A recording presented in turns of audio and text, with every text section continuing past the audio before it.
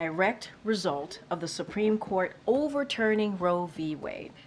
When the president's predecessor handicapped 3 Supreme Court justices to overturn Roe v. Wade, it paved the way for the chaos and confusion we're seeing play out across the country today. President Biden and Vice President Harris will continue to stand with the vast majority of Americans who support a woman's rights to choose. And they will continue to fight to protect reproductive rights and call on Congress to pass a law restoring the protections of Roe v. Wade for women in every state. On the topic of health care, you just heard from the president earlier today. He marked Care Workers Recognition Month by joining care workers, union members, and advocates to highlight his administration's work to make care more affordable for American families, support family caregivers, boost compensation and job quality for care workers, and expand care options. Through the first ever Care EO signed by President Biden just last year, as well as through the American Rescue Plan and the CHIPS and Science Act, the Biden-Harris administration is marking transformational investment in child care, home care, paid family and medical leave, and tax cuts for workers and families. And the president's plan would pay for these investments in working families by making billionaires and the biggest corporations pay their fair share. That is in sharp contrast with congressional Republicans who released a budget that would make devastating cuts in funding for child care, Head Start, Social Security, Medicaid, Medicare, all to pay for massive tax cuts for billionaires and big corporations. Care workers play an essential role in our economy, and President Biden will never stop fighting for them. Finally, today, the president spoke with UConn coach Dan Hurley and congratulated him on last night's championship. The UConn Huskies had an incredible year, which culminated in a series of dominant performances in the NCAA tournament. UConn is the first team to win back-to-back championships in the men's bracket since the University of Florida accomplished this feat in 2006 and 2007. We also congratulated Coach Dawn Staley and the University of South Carolina on their undefeated season and national championship. The women's tournament featured fantastic games and generated record ratings. It was really a March Madness to remember. We congratulate the University of South Carolina, UConn, and the athletes on their victories. With that, as you can see, we have the National Security Advisor, Jake Sullivan, who's here to speak about the Japan state visit that's happening starting today, and also talk about the developments around the world. Jake? I know you're like much taller. Thanks.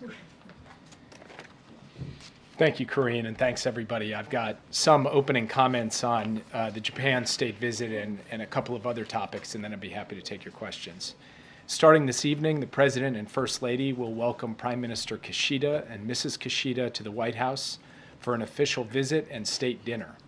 From the very outset of the Biden administrations, we've focused on reinvesting in and reinvigorating our alliances, and nowhere has the strength and vibrancy of that strategy been on display more than in the Indo-Pacific, and especially with Japan. The two leaders, President Biden and Prime Minister Kishida, have met nearly a dozen times over the past 3 years in Tokyo and Washington and in cities around the world. And this official state visit will build on the immense progress between our two nations that we've made towards creating a safer and more secure Indo-Pacific, as well as mutual prosperity for our peoples. Over the course of the visit, the President and the Prime Minister will highlight the high ambition of our alliance. Yes, in the defense and technology space, but also across the board, deepening our partnerships on space, technology, economic investment, fighting climate change, coordinating global diplomacy, and strengthening our people-to-people ties. I'll briefly touch on some of what you can expect the two leaders to announce. They will announce measures to enhance our defense and security cooperation, to enable greater coordination and integration of our forces, and ensure that they're optimally postured and linked to other like-minded partners. There will be major deliverables on space as we lead the way on space exploration and returning to the moon.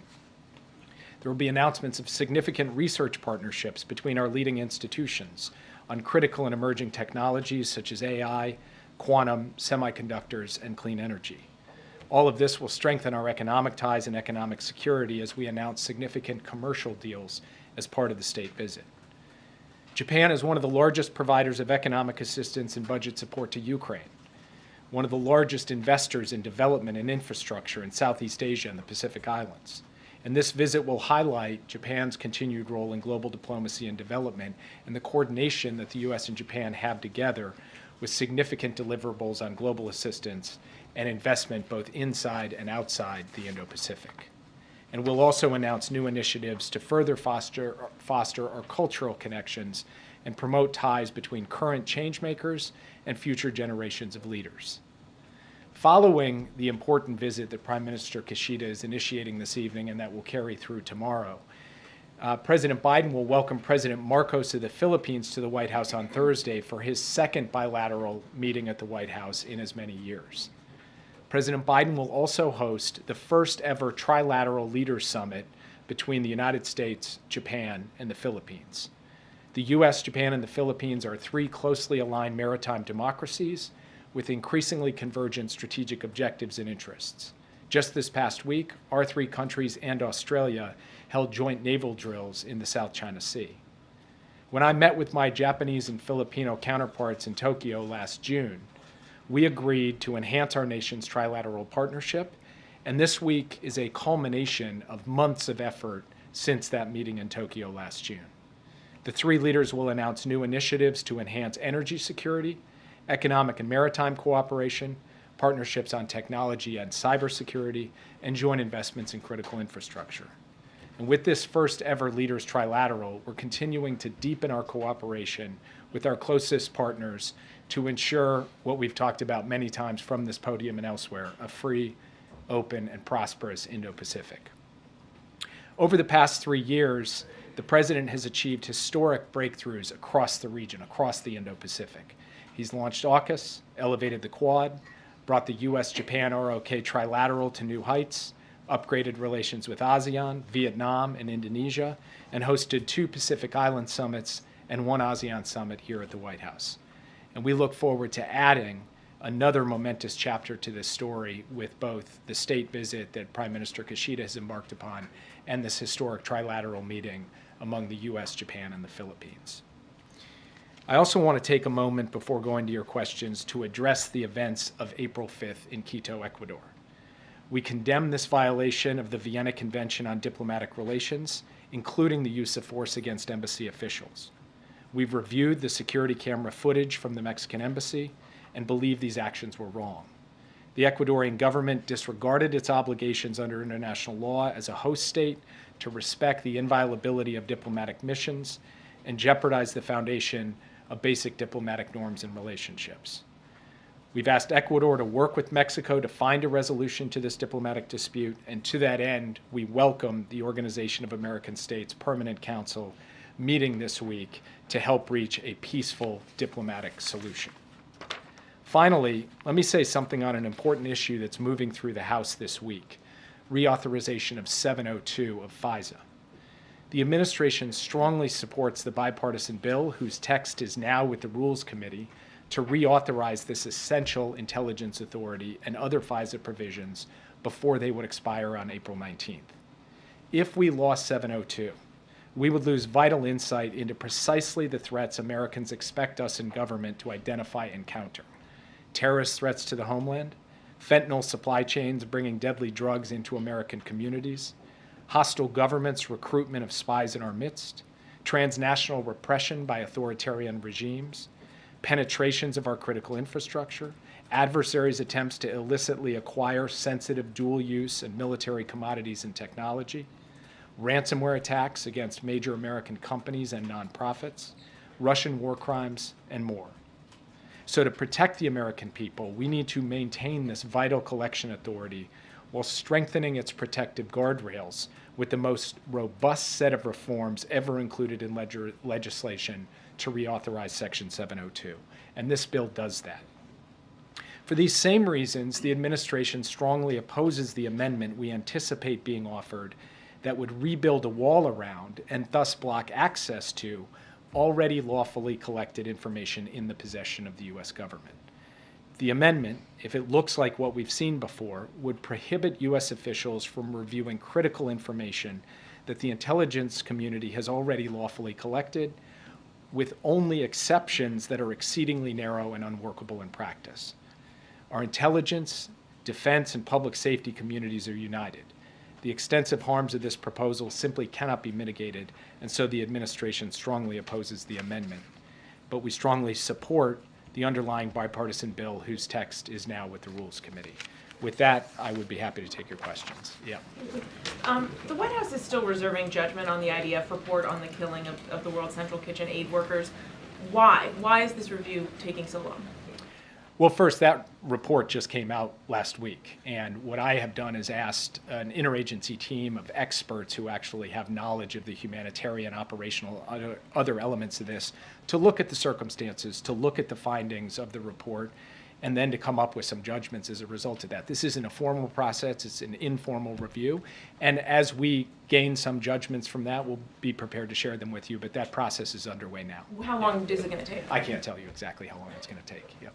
Jay, could you update us where things stand on the latest hostage negotiations? Is any real progress being made? I think Hamas rejected the latest proposal.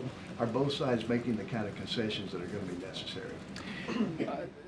As you know, Bill Burns was in Cairo on Sunday. There was a marathon session that went late into the night among the United States, Israel, Qatar, and Egypt. Qatar and Egypt, of course, were communicating with Hamas through this process. And we have seen Israel take some steps forward in terms of what they're putting on the table. And of course, we've seen the public statements from Hamas that have been, shall we say, less than encouraging. But I spoke with the Prime Minister of Qatar, Sheikh Mohammed, this morning. He does not yet have an answer from Hamas.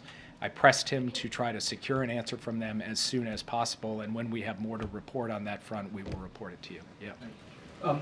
Two things. Prime Minister Netanyahu says he has a date for the Rafah operation. Will the administration take any action or restrict military support for Israel if Netanyahu moves forward on Rafah?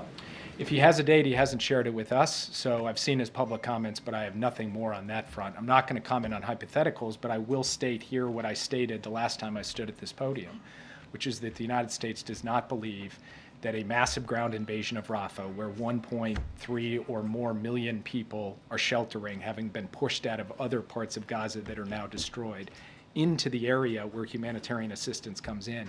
This is not the best way forward. There are better ways to go after Hamas and Rafah. We presented those ways to our Israeli counterparts in a session we held last week. There have been ongoing technical talks between our teams since then, and I anticipate we'll have another opportunity at senior levels to engage them in Rafah, and that conversation will stay ongoing. And then we will make determinations about how we proceed based on how those conversations unfold. Yeah. To follow up on that, Jake, if the U.S. is not even being looped in on the date for when this military operation is set to take place, why do you think the U.S. has any influence in those upcoming meetings to change Israel's strategy? First of all, when you talk about looped in, the Prime Minister makes public statements. He also talks to us in private about aspects of operations, about their thinking with respect to Rafah in some considerable detail. I sat in a Situation Room not long ago in a secure video conference that went on for hours going into specifics on this. So I can't speak to every public comment he makes. What I can tell you is that we have open channels of communication with the Israelis on these issues. They understand our position. And we have been very clear about our deep and abiding concerns about a Rafah operation and our belief that there are better ways to deal with the strategic threat Hamas poses than some of the ideas that have been put forward, and our further belief that any kind of plan to protect civilians in a serious way in Rafah, any level of detail about how you not only house, feed, and provide medicine for those innocent civilians, but also how you deal with things like sanitation, water, and other basic services. We have not seen that yet. Do you think 40,000 tons would be sufficient? Would more be needed? I'm not going to stand at the podium and substitute for the judgment of humanitarian experts who could speak to what precisely on the shelter front, as well as on all of these other fronts I just described, would be sufficient. So I just can't react in real time to news reports like that. Yeah. On the Japan visit tomorrow, the president has said to U.S. steel workers, I have your back, I mean it.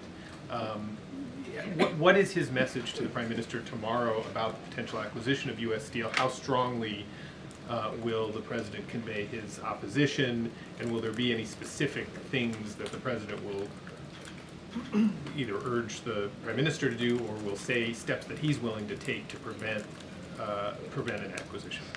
You guys all know Joe Biden. You've seen Joe Biden. He's been very clear that he's going to stand up for American workers. He's going to defend their interests. He's also been very clear that he is going to make sure that the U.S.-Japan alliance is the strongest it's ever been. He's going to accomplish both of those things.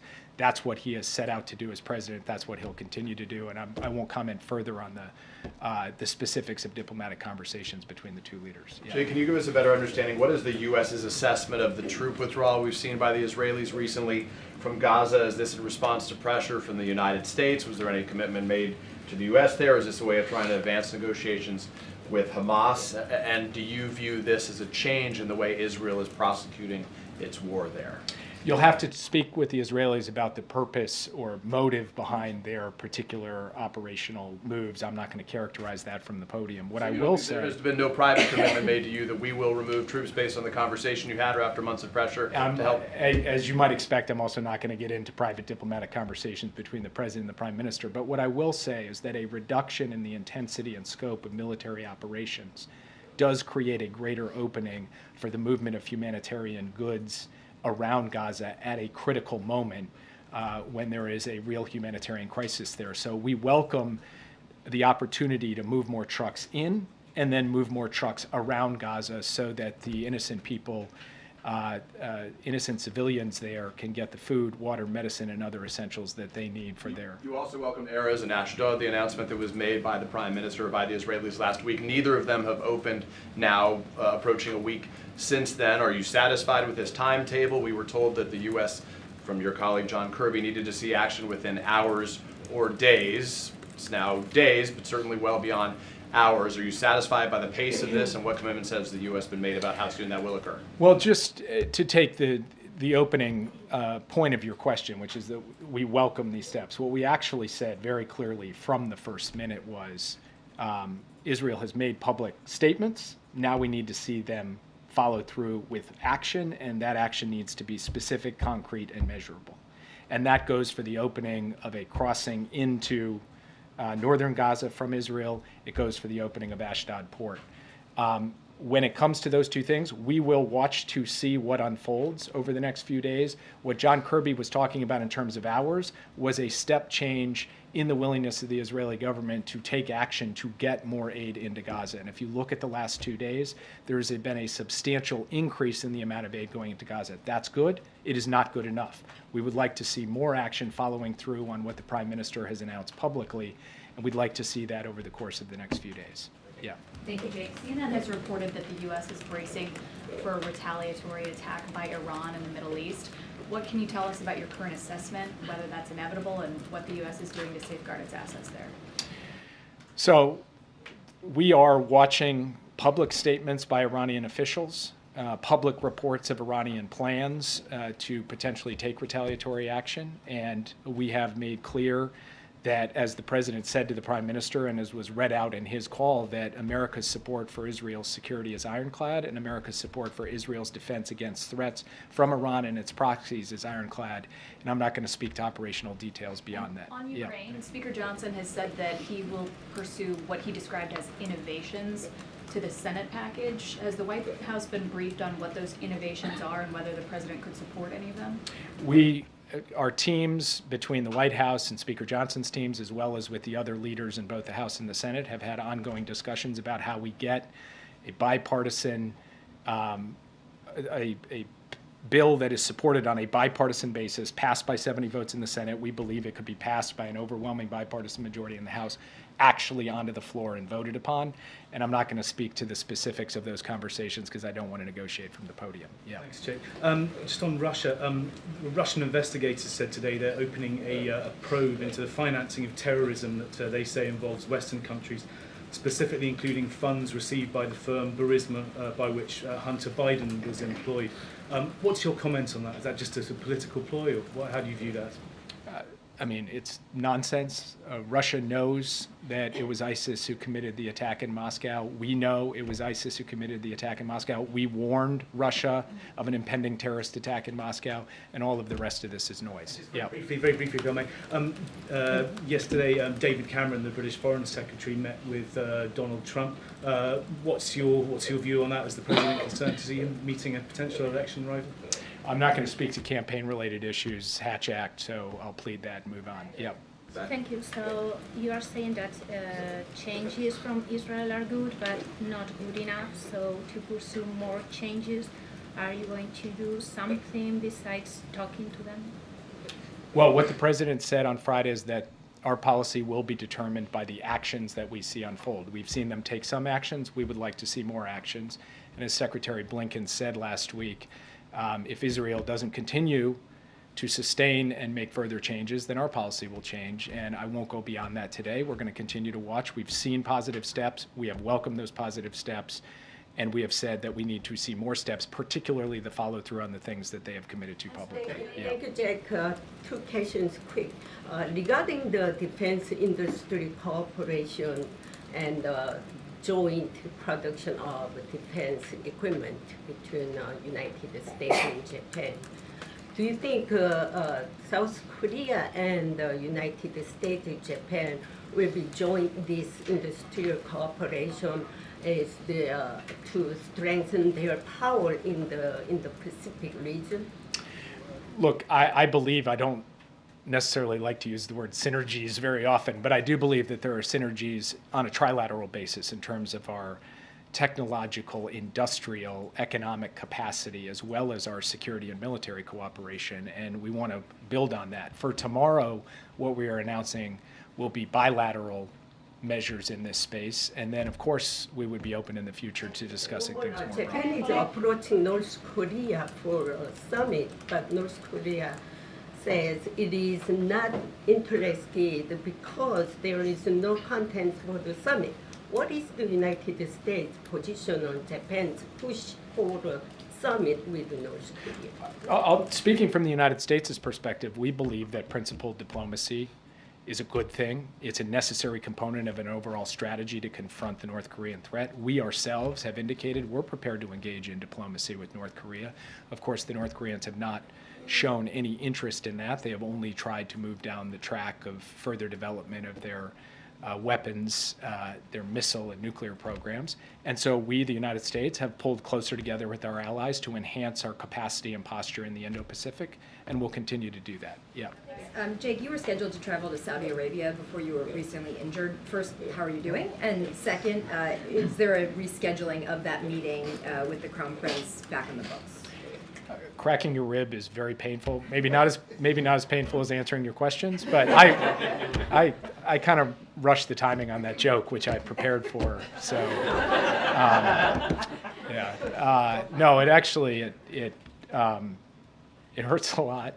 Some of you may have cracked your ribs at some point. There's not a lot you can do about it other than just rest. And yes, I intend to go to Saudi Arabia at some point soon. Nothing scheduled yet. What happened, Jake? You got to tell us. So, just to follow up, you mentioned bilateral deliverables for the Prime Minister tomorrow, but can you also touch on some of the more regional stuff? There are also plans for an integrated air and defense missile system with Japan, Australia, for example, if you can speak about that, how Japan can support AUKUS, and also any plans for trilateral joint naval patrols between U.S., Japan, and the Philippines, anything you can share? Well, first of all, on the naval patrols, we just saw trilateral plus Australia, a new form of quadrilateral joint naval patrols last week, so you can expect to see more of that in the future. With respect to AUKUS, there was an AUKUS defense ministerial yesterday with a statement that came out of it that indicated what we've been saying for quite some time, which is that under Pillar 2 of AUKUS, which is the advanced technology pillar, we're prepared to work with additional partners beyond the three of us where they can bring capabilities. And Japan is one of the countries that could very well bring capabilities to that. So we will explore partnership with Japan under Pillar 2 of AUKUS as well as other partners. So is the approach broadly, I mean, if we look at this, it's kind of like what you guys have been trying to do in the Middle East against Iran, this this integrated missile air defense system. So is the president's ultimate vision ultimately an air and also naval network of alliances against Iran in the Middle East and then China in the Indo-Pacific? Is that where he's going? That is not how I would characterize it. The president has said that his alliances are not designed against, they're designed for. They're designed for a free and open Indo-Pacific, for peace and stability in the Indo-Pacific, and frankly, the American alliance system has helped bring peace and stability to the Indo-Pacific for decades, and now we need to update and upgrade that alliance network for the modern age.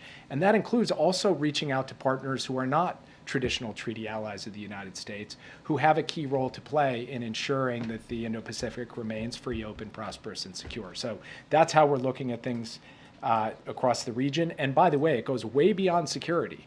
It's economics, it's technology, it's infrastructure development, and it's diplomacy. And that's all going to be on display in the meeting with the Prime Minister, and it's all going to be on display in the trilateral meeting among President Marcos, Prime Minister Kishida, and President Biden. Yeah. On Gaza, please, Jake, if I may. Tomorrow is the end of Ramadan. The president originally said that the goal was a ceasefire before Ramadan.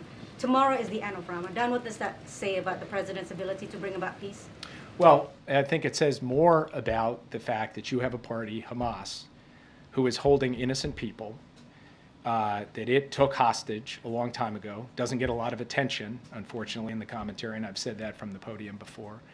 And there could be a ceasefire in place today that would extend for several weeks, to be built upon longer if Hamas would be prepared to release some of those people. So let's train the attention where it belongs, which is that the world should say at this moment to Hamas, it's time. Let's go. Let's get that ceasefire.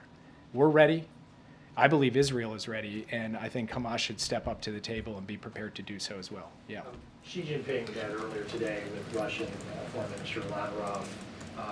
I wondered what you made of that meeting, and just is the U.S. seeing any evidence that China may offer some type of direct military aid to Russia in the war with Ukraine? We have not seen any evidence that they'll provide direct military aid to Russia, but we have expressed our concerns about inputs to Russia's defense industrial base, something Secretary Blinken spoke about, I think, quite effectively in Europe last week. I can't comment on the meeting or characterize it yet because I actually haven't had a chance to get a readout. Yeah. Jake, just to follow up on Danny's question, a policy question, not a political question. With Cameron at Mar-a-Lago, is this something that the administration knew about in advance? And is it helpful to have the former president potentially weighing in more on Ukraine and meeting with foreign leaders? So I'll take the first of that as a factual question. Yes, we knew about it in advance, and beyond that, I'm not going to comment on it. Yeah. I just wanted to follow up on the AUKUS question, because we heard a lot from the Australian Prime Minister yesterday about how it wasn't an invitation for Japan to join that alliance. Is that something that the U.S. envisions happening someday, and is any part of this discussion this week part of moving toward that goal? On AUKUS? On AUKUS. Yeah. So what the statement said was that we're engaging in discussions with a range of partners, and then it went on to say that Japan could be a critical contributor to this. You will see when they speak tomorrow an indication that that's the direction we're moving in, and I'll leave the precise terms of that announcement to the President and the Prime Minister to make, so I don't front-run them. Yeah. Thanks. On the meeting with Japan tomorrow, is the President going to discuss the high-speed rail in Texas, and how does he square support for that with opposing the Nippon Steel merger or acquisition of U.S. Steel? I can't tell you standing here today whether the high-speed rail issue will come up tomorrow or not. Yep. One more if I could on BRICS, Jake.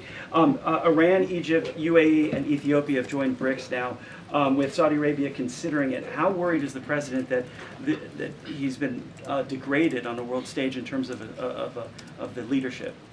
Well, if you look at what's happened with NATO, we've made NATO larger than ever. If you look at what's just happening this week, a historic trilateral with the U.S., Japan, and the Philippines, if you look across the Indo-Pacific at how we've upgraded our relations, not just with traditional allies, but with the likes of Vietnam, Indonesia, ASEAN as a whole. If you look at the fact that next month the president will welcome the president of Kenya for a state visit here, a historic moment, one of the few times that a president has welcomed an African leader. If you look at the fact that twice he's hosted all of the leaders of the Pacific Islands, that he's hosted all of the leaders of Africa at a summit in the United States, that the United States has increased its investments in the infrastructure, physical, digital, energy infrastructure in the Americas, in Africa, and Southeast Asia and beyond. The partnership between the U.S. and India, a country in BRICS, has gone to new heights with an engagement across technology and and security and so many other dimensions. I think if you look at the U.S. role and standing in its relationships across the key regions of the world, we feel very good about where we are. Yeah. All right, so Jake, really quick, I just need an update on immigration and the funding for Haiti. The immigration piece, is there going to be some kind of temporary movement to allow Haitians, as they are dealing with war, assassination of the president, democracy is pretty much gone. They're in tyranny from coordinated militia there. Will there be a temporary change in status for immigration to the United States? They can seek asylum here instead of seeking asylum there. And what's going on with the funding that the White House has proposed and that Republicans are kind of holding up when it comes to Haiti? We are consulting with the Congress to try to unlock that funding because it is critical to get a multinational security force led by the Kenyans on the ground in Haiti as soon as possible to help bring about stability and calm so that we can alleviate the suffering of innocent people in Haiti, as you were referring to. And then the United States has a very forward-leaning policy relative to Haitians being able to access programs to come to the United States. We will continue that as we go forward. It's a historic level of access for people who would be fleeing violence or otherwise seeking to deal with their circumstances in Haiti by coming here. That's going to be just a follow-up though. But if everything is so broken down in Haiti and militia is basically controlling everything, how can people genuinely go to file for asylum and really make it happen and come here versus just getting on a boat or going some kind of way to get here? I mean, isn't that harder in a war-torn or militia-torn country to do that there versus just coming here? I'm not sure I entirely understand the question, but the root of all of this, of people's ability to operate freely in their country or choose where they're going to go from their country, is security and stability. And the United States is leading a global effort to try to help restore stability and calm to Haiti through a multinational force.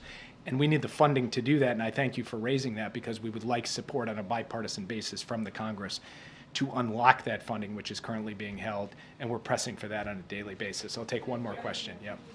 The French foreign minister said that France is contemplating imposing sanctions on Israel in order to speed up humanitarian aid. Turkey as well, which is a close ally of yours, imposed restriction on trade and goods with Israel. At what stage the administration will consider similar measures? And also, do you still believe that Israel is not in violation of the Geneva Convention or international humanitarian law? So I will say, sound a bit like a broken record to your first question, which is repeating what the president said, repeating what Secretary Blinken said. Our policy going forward is going to be determined by whether we see sustained follow-through on specific, concrete, and measurable steps to provide access, provide deconfliction, take other measures to alleviate the suffering of people in Gaza. And if Israel's policy doesn't change on a sustained basis in that way, our policy will change, and I can't go beyond that. As a question? All right, fine, one more. Yeah, go ahead. So back to North Korea. If Prime Minister Kishida decides to meet Kim Jong-un, does the U.S. support such a meeting under any conditions? So again, I can't speak to a hypothetical of what may happen or may not happen. I've only just made the point. On a principled, sustained basis, the United States has supported diplomacy with North Korea as long as it fits into a broader approach that is well coordinated with us, with South Korea, and we should continue to work in that direction. And I can't speak to any particular meeting because I don't know the specifics of it. Thanks, guys. ISIS attack on churches in Idaho? Thank you so much, Jake. We have about 10 minutes or so. I think some of you are tracking that the hostage families or the families of the hostages are going to be speaking at the Sticks, and we want to give you all an opportunity to ask questions at like 3 o'clock. Vice President? I believe so, yes. They just met with the Vice President. I shouldn't say I believe so. Yes, they just met with them. Or they're meeting, or I'm not sure where they are in that process. So don't have too much time. But Joshua, it's always good to see you. Go Good ahead. to see you. Two quick, following up on Arizona, other than calling for a national law, is there anything else the administration plans to do in response? I mean, I think we've been very vocal here, right? We've been very straightforward. I don't know how more vocal and leaning into where we stand on this, which is with the majority of Americans. We believe and been very clear, the president, the vice president, this administration, that we have to make sure that there is, when it comes to reproductive freedom, that it is available to all, to women, millions of women right now who are put in a incredibly difficult situation. You all have written about the stories. You've all heard the stories about what women have to go to now because of these restrictive, extreme restrictive bills that we have seen, laws that we have seen across the country. So we're going to keep the issue of reproductive freedom at the forefront. That's what we're going to do. We're going to continue to call it out. It is causing chaos. What we saw this former president do in making sure that there were Supreme Court justices that he appointed obviously to the Supreme Court that overturned Roe v. Wade because of the Dobbs decision.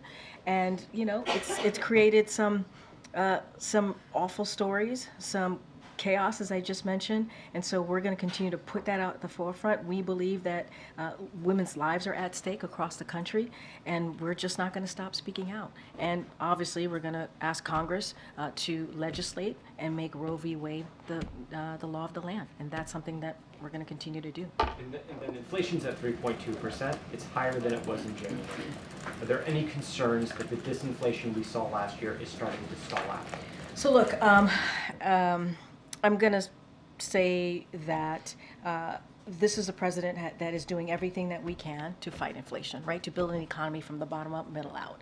And we've been pretty consistent about that. And over what we have seen over the past several months is that inflation is down 2/3 and core inflation is at the lowest since May of 2021. That matters. Wages are rising faster than prices over the last year. Since the pandemic, we've seen 15 million jobs created because of the policies that this president has put forward. Some really historic, bipartisan, even legislation that's come into law to help create those millions of jobs. Unemployment is at under 4%. Is there more work to be done? Absolutely. We're going to continue to do everything that we can to lower cost. We're going to continue to take on big pharma, for example. We're going to continue to lower housing costs, which we know really hurts families. And you hear talk about junk fees, getting rid of junk fees, and the gouging that we're seeing from corporations. That's also very important. Congressional Republicans want to do the opposite. They want to cut Social Security, Medicare, Medicaid, cutting taxes for the wealthy and big corporations. That's not where the president is. You heard him talk about it in depth during the State of the Union, and we're going to continue to fight for Americans. So look, we see inflation is down. It is important, and we're going to continue to build an economy that leaves no one behind. Thank you, Karine. In Michigan, the parents of a school shooter have just been sentenced to at least 10 years in prison. Does the White House think this precedent could impact the number of school shootings in the future? And does the president believe parents should be held accountable in this way? So look, I don't want to get ahead of the legal process here. There is a legal process. I want to be super careful. But the president obviously remains committed to stopping tragedies like these from happening. It is a tragedy that we're seeing in all communities across the country. Ending the epidemic of gun violence that is tearing up communities is a priority for this president. We know that when it comes to guns, it is the #1 killer of our children, and that shouldn't be. So we know that most students who carry out the K-12 school shootings are using firearms they obtain from home of a friend or a family member. That's why we recently announced new executive actions to help promote the safe storage of firearms. The U.S. Department of Education released guidance to help parents and families learn about the importance of safe firearm storage, and the DOJ released a gun guide on best practices for safely storing firearms. Under the leadership of this president, of this administration, we'll continue to use every tool at our disposal to implement these and other common sense gun safety measures to protect our children. We're going to continue to work. We did the bipartisan Safer Communities Act that you know that we passed in 2021, obviously in a bipartisan way. That was important, but we need Congress to take another step. And so we're going to continue to push Congress on taking more steps to get those weapons of war, if you will, off our streets. And that's what the president wants to continue to do. So no reaction? No, I'm going to be super careful about the legal process. I've talked through, I just laid out, I think in pretty detail about what we're doing to make sure that, as we know, the K-12 students who carry out those types of horrific actions, they're easily have access to firearms. So we're trying to, through DOJ, through an executive action, try to figure out and really help parents and folks really store their firearms in a way that this doesn't happen. So we've taken actions and steps in those forms in that way. And so, look, we're going to continue to do what we can to work with Congress to do more. Go ahead, Mayor. A follow-up on Jake's comments on Rafah. He stopped short of saying that an invasion would lead to a change in U.S. policy. You want to see how these high-level talks and conversations play out. But the White House has been very public in warning Israel that if they don't make concrete changes to address humanitarian suffering, there will be these changes. Why not extend that warning to an invasion that you clearly have very deep concerns about? So I want to be really careful. I mean, you had the National Security Advisor right in front of you lay out where we are with the conversations. We had a virtual conversation. Jake was part of it. He just talked about how it took some hours that happened just about a week ago. And the most important thing there is that there's conversations happening with the Israeli government and our government, and they're listening to what we're saying. And obviously we're hearing them out. And we understand. I want to be really clear. We understand that there are Hamas operatives in the Rafah. But there are also more than 1 million innocent civilians who are taking refuge in Rafah, and we want to make sure that they are protected. So a major military operations is not something that we support. We've been pretty consistent about that. Don't want to get into hypotheticals here, but we believe that the conversations are happening. They've been productive. That is important. There's going to be a face-to-face conversation, in-person conversation that the Israeli government agreed to, so that's going to happen. But those open line of communications, as the National Security Advisor was saying just moments ago from this podium, is continuing. They're happening almost every day. And so just want to be super, super careful about not getting to hypotheticals, but we're in conversation. They've been productive. We had one last week virtually, and we're going to continue to make sure that we're having those discussions. And they hear from us directly about how we believe protecting those more than about 1.5 million civilians in Rafah, we got to protect those lives. When should we expect that U.S.-Israel meeting to take place? I believe it's going, from what I've been hearing from our folks at National Security Council, is going to be in a couple of weeks. But again, those open line of communication, there's constant communications happening every day. But as it relates to this particular conversation, when they're going to be here in person, members of the Israeli government, that's going to happen in a couple of weeks. Thank you, Karine. A couple days ago in Dearborn, there were protesters chanting "Death to America" and "Death to Israel." Does the president condemn that? Yes. Is the president at all concerned that Dearborn is facing a risk of becoming a hotbed of any sort of homegrown threats? I don't have any intelligence to share with you on that. Obviously, that's something that we're always very vigilant about, but don't have any national intelligence to share with you. But obviously, we will condemn any violent rhetoric, which we have been very. I mean, you're hearing from me, right? You're asking me a question, I'm answering it, and we've been very vigilant about, or very consistent about denouncing that type of rhetoric. Should we expect a statement from the president on that, though? I mean, it was a pretty significant display. I mean, you're hearing from me. I think that's important.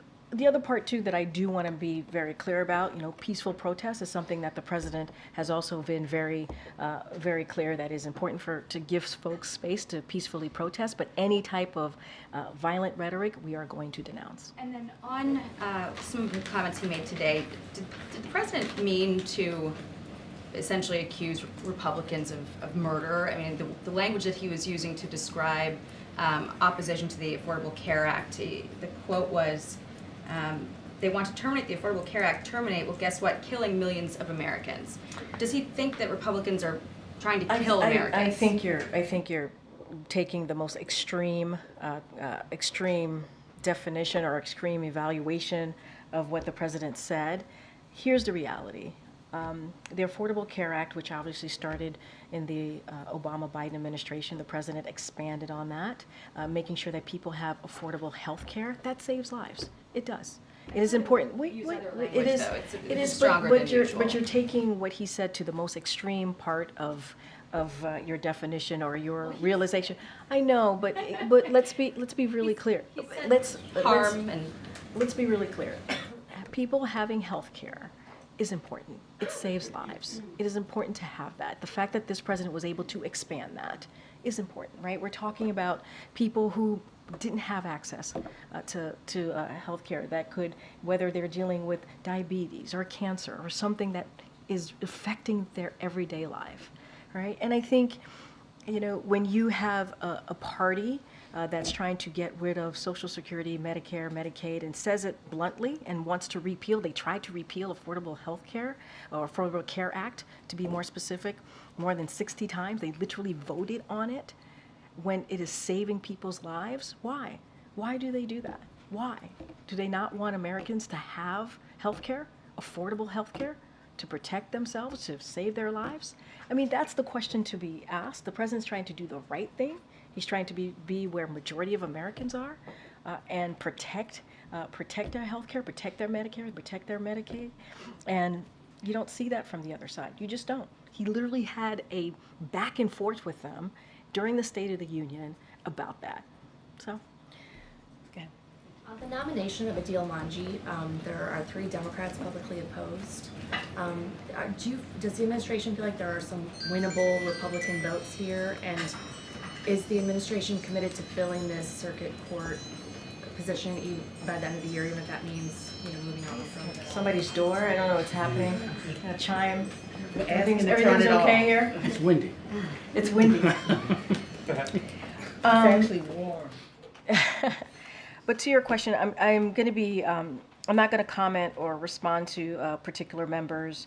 I will say what I've said many times from here is that the president is deeply proud to have nominated an extraordinary qualified person for this position who is being targeted by malicious attacks.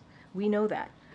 We have heard from the Anti-Defamation League. They made that clear. They debunked the right-wing smear campaign against Mr. Manji. They said it was profoundly wrong. And it is unfortunate that we're seeing this. And so we're fighting for him. We are continuing to have conversations with members of Congress about this. We're committed to getting him through.